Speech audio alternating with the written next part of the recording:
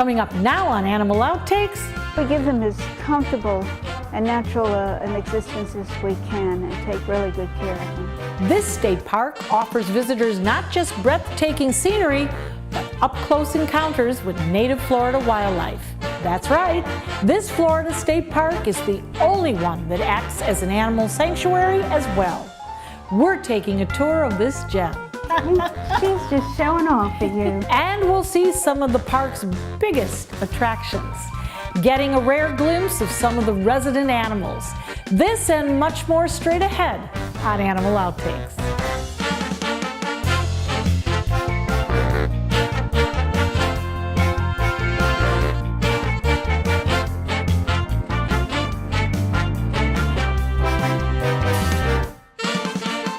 Hello and welcome to Animal Outtakes. I'm Marcia Panucci, and this is my best friend, Zeus. It's a park like no other here in Florida. At the Homosassa Springs Wildlife State Park, visitors can see native Florida animals in a natural setting.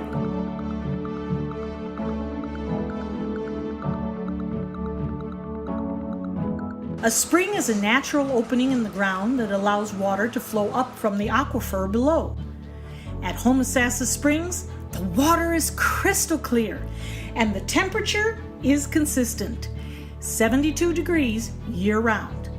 And it's the water that attracts visitors and animals.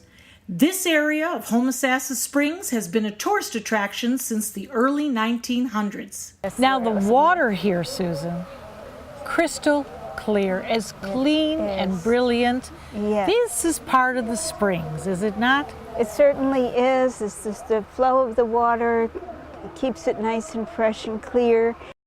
The springs attracts all kinds of fish, manatees. The water is warm coming out of the spring and clean, and they come in to enjoy that, especially during the cold weather. We'll get like 100 or so manatees in here on a cold morning. Birds come in. It's like a centerpiece. So the springs were here first. They were. And then came the animals. And even back when the Native Americans were here, they lived around the spring and they fished, and it supplied what they needed.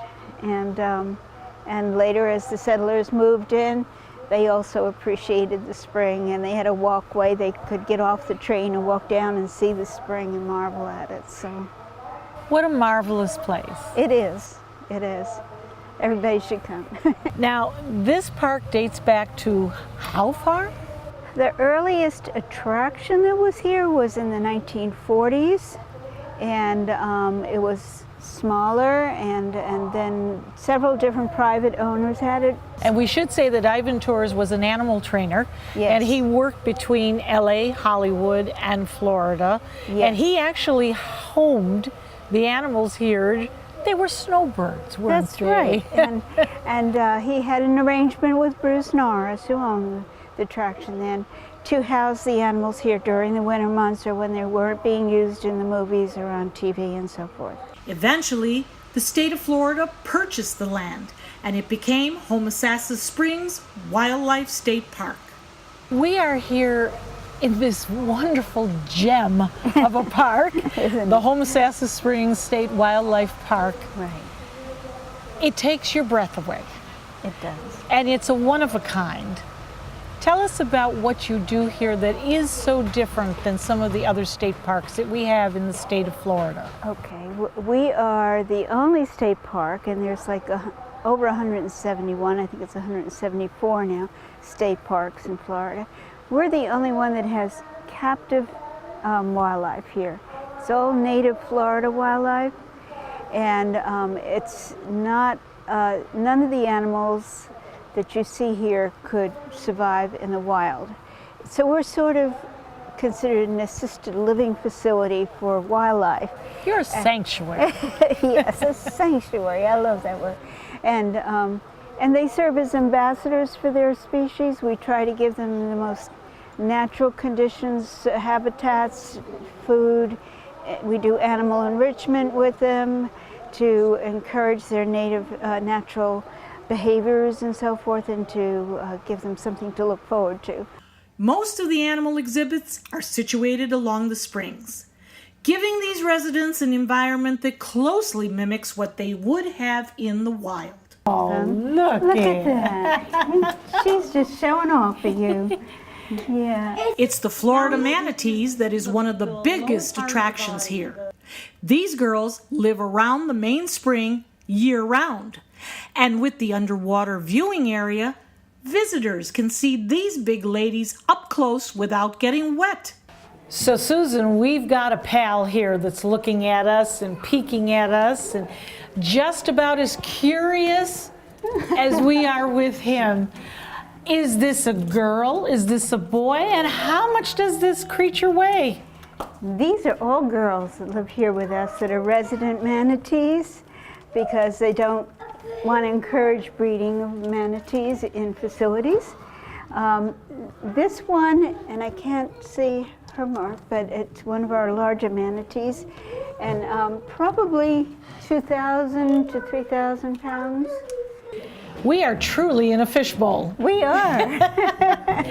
But you know, the manatees are just so fascinating and they're mystical and we love them. They look like such lovable creatures. Yeah. Why are we so enthralled with manatees? They're such gentle creatures, and they're vegetarians, and so they're not at all aggressive in any way.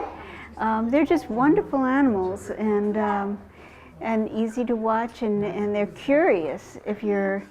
You can't dive here at our park, but if you're out with a dive shop in the river, they're so curious, they'll come right up to you. But they are protected. They are and when definitely protected. we do swim with the manatees, it's a don't touch. Do not touch them. Be very quiet. Yes. Don't upset them. But we still want to hug them. We want to get right up and squeeze them.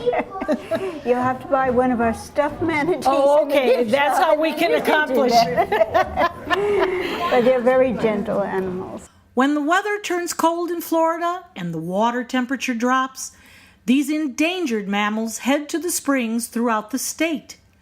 During that time of year, this viewing area at Homosassa Springs will have hundreds of manatees who are in search of warmer water. These are such gentle giants. We have come to love them and know them here in Florida, and a lot of people are learning about them.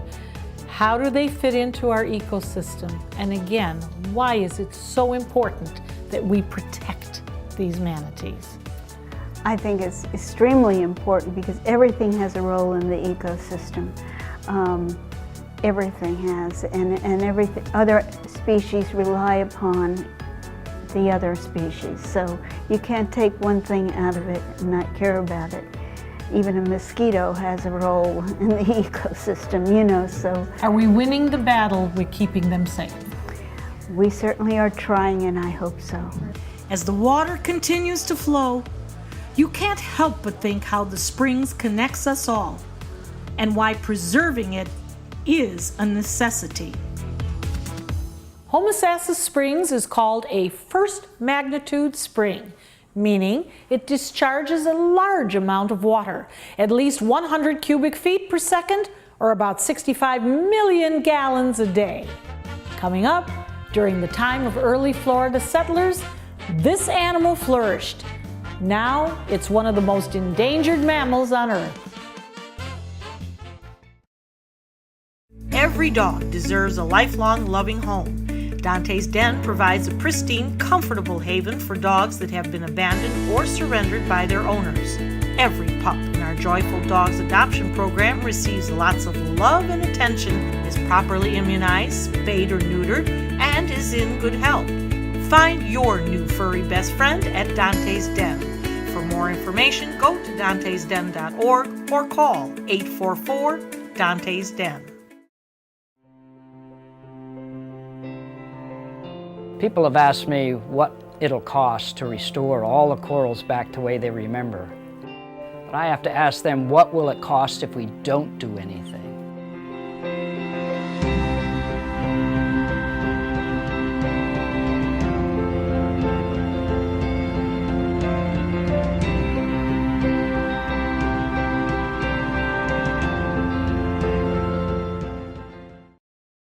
many active duty servicemen and women face a dilemma as they prepare for deployment. Who will look after their canine companion until they return? Dante's Den provides temporary boarding for their dogs as they serve.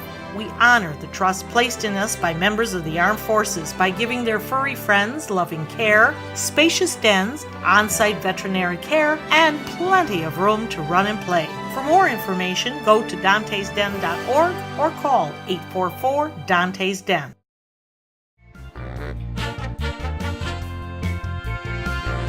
Welcome back. Florida panthers are solitary and extremely elusive, so you can imagine how rare it is to actually see one in person. That's why we were so excited to get a chance to observe one of these mysterious cats.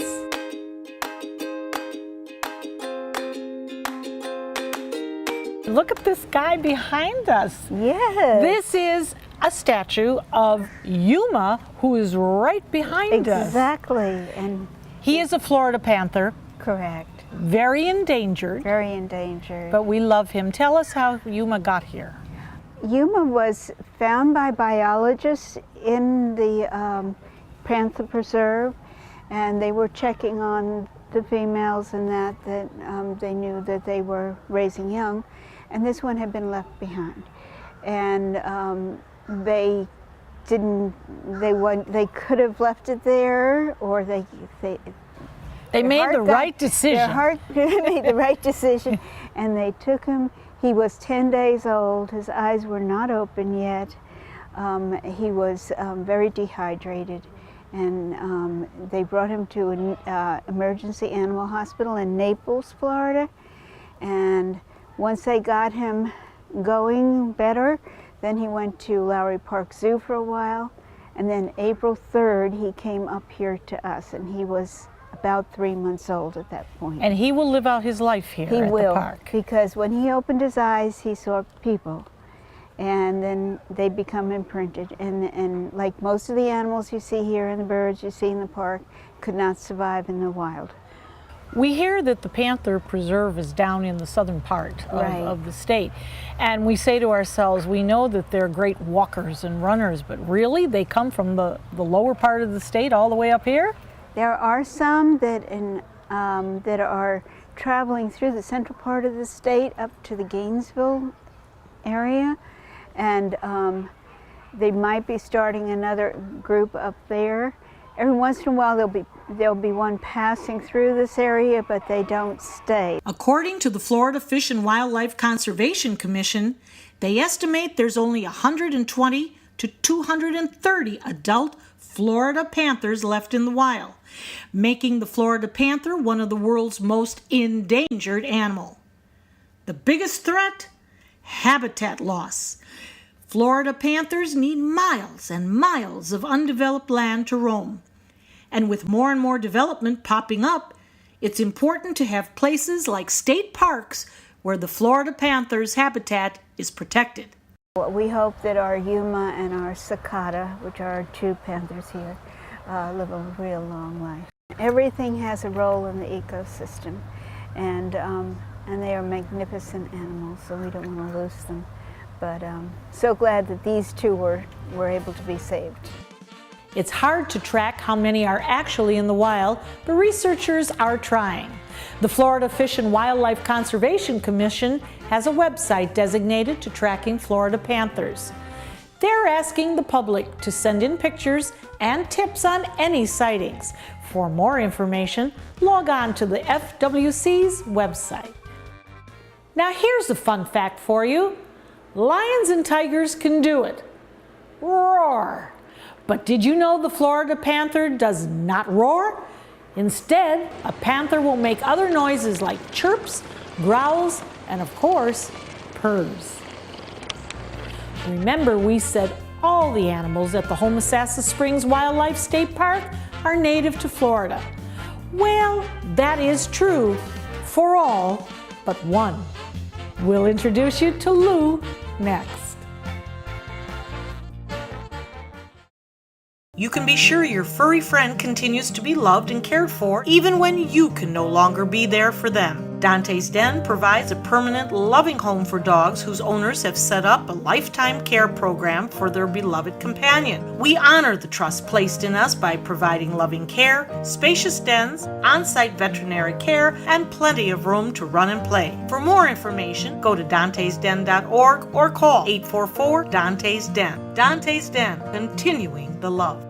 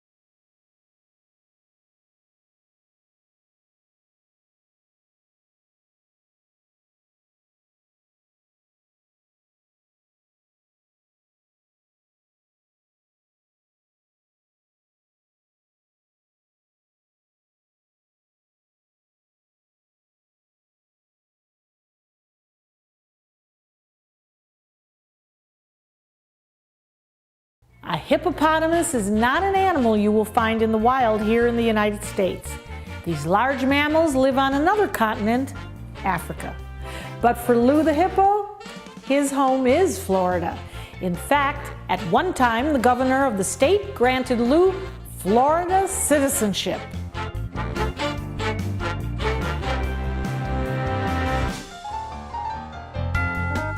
Susan, we're here with a real celebrity, aren't we? You certainly are.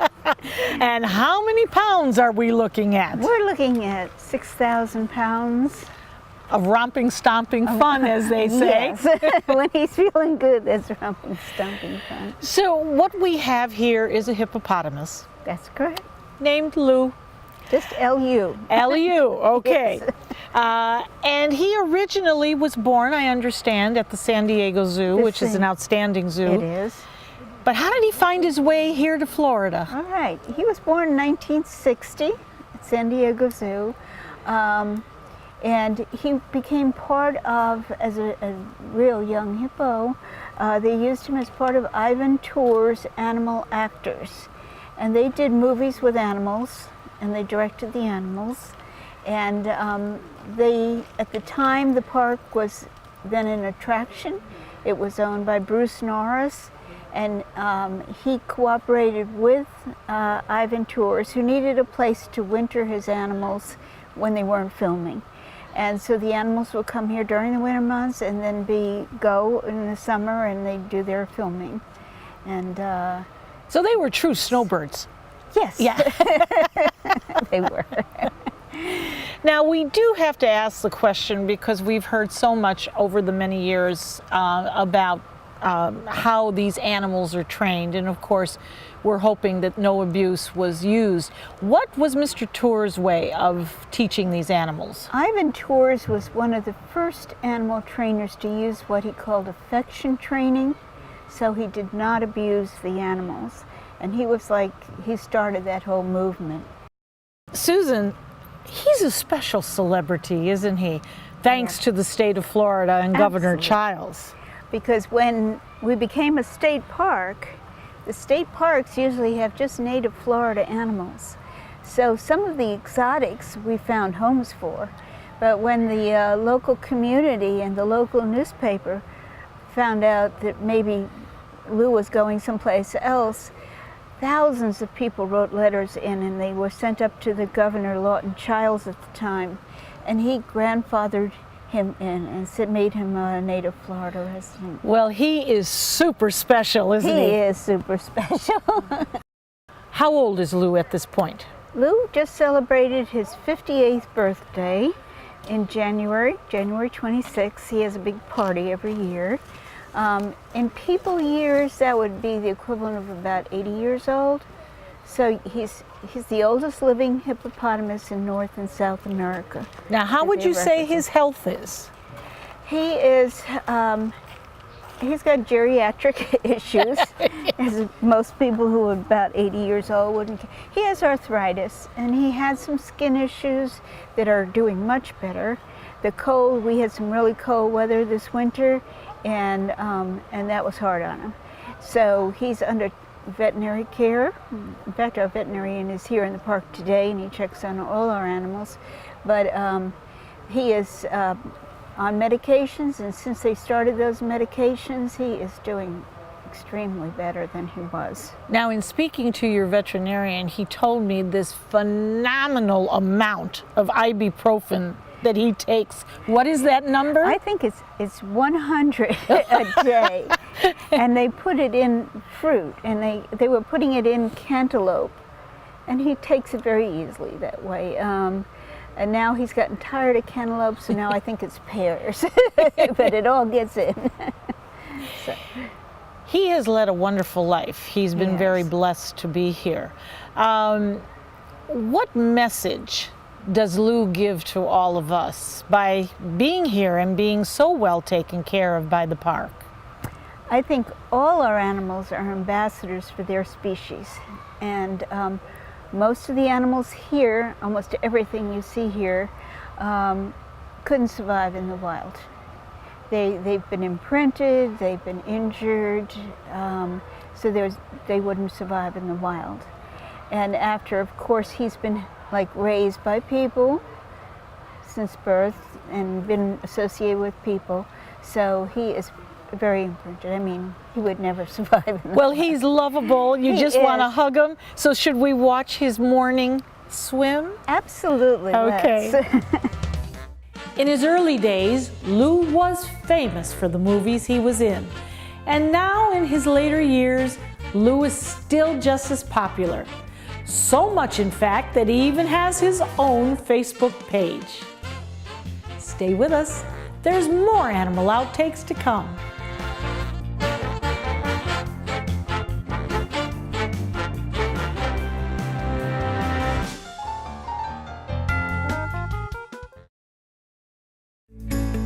Every dog deserves a lifelong loving home.